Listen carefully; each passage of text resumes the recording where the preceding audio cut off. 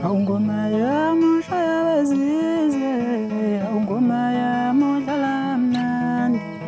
Ngoma yami ushaya bezizwe, ngoma yami udlala mnandi. Ngoma yami udlala kamnandi. Ngoma yami udlala mnandi.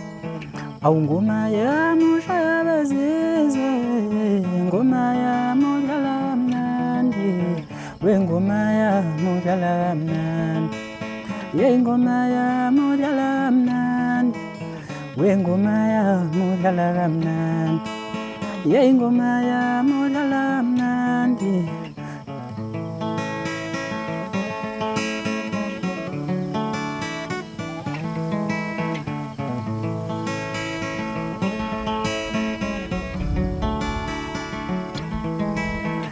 Ngoma yami ushaya bezizwe, ngoma yami udlala mnandi. Ngoma yami udlala kamnandi. Ngoma yami udlala mnandi.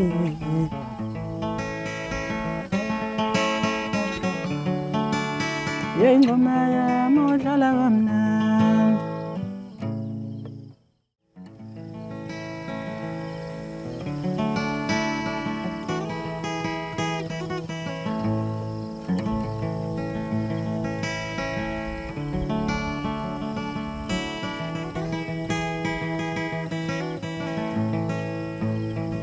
Ngithiye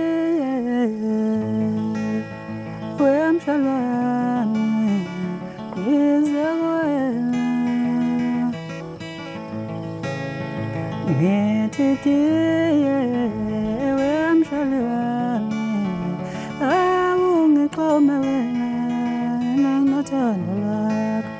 Ngithiye wemshalwane awungiqhomekela mina ngiyasha ngawe. Abangani bami bangidlela umoya bathi angeke ngikuzuze. Vele abangani bami mina bangidlela umoya bathi ngeke ngikuzuze. Ngicela baphuve wrong. Ngiyasha ngawe ngicela ungixhome. Ngithi tiye maye msheli wami. Ngiyasha ngawe ngicela ungixhome.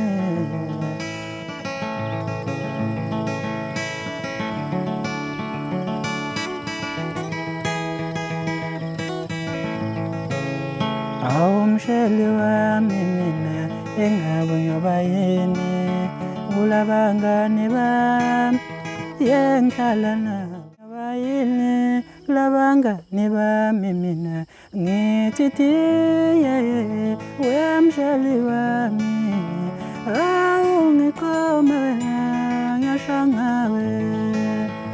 Wemsheli wami mina engabe ngiyoba yini awungixhome mina ngicwele ngawe.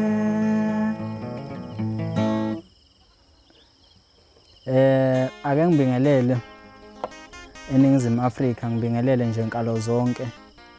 Ngibingelele ey'nkumbini zabathandi bomculo wamaskandi kakhulukazi. Nabanye-ke ngeke sikwazi ukubashiya ngaphandle ngoba umculo yinto ehamba ifike kuwo wonke umuntu. Lo nibingelelayo-ke uMthembi, umfana wale kwahlabisa eNhlwathi eMdletsheni isigodi. Nkosi engiphethe uMdletshe, ngilapha phansi kwentaba eNhlwathi. Sithanda ukuthi namhlanje bafowethu ke sivele kunina ikakhulukazi njengabantu abasesekile. Siyazi ukuthi eminye imisebenzi yethu iyahamba ifike kwabanye ingafiki. So ngaso sonke isikhathi sizothanda ukuthi ngathi singahlale simsondezele umsebenzi.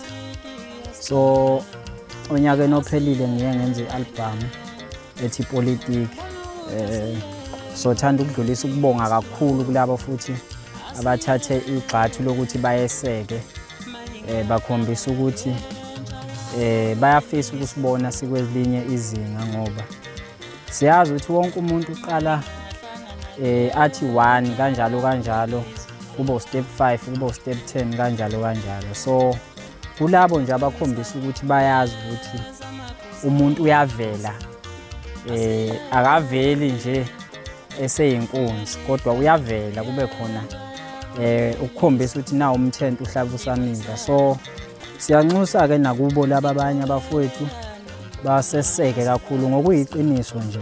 Uma ngithi ngokuyiqiniso-ke, abaningi baye bacela ukuthi sibafakele imisebenzi yethu ey'ndaweni zokuxhumana. So engicabanga ukuthi-ke ila okufanele ngabe ngampela siyaxhumana khona kakhulu. Okwakho ukuza kimi nje usuzoza nesikhalazo nesinqumo kuphela, asingahlangani ko-WhatsApp sicelana iy'ngoma, ngoba lokho kusho ukuthi uthunaza isithunzi somculi.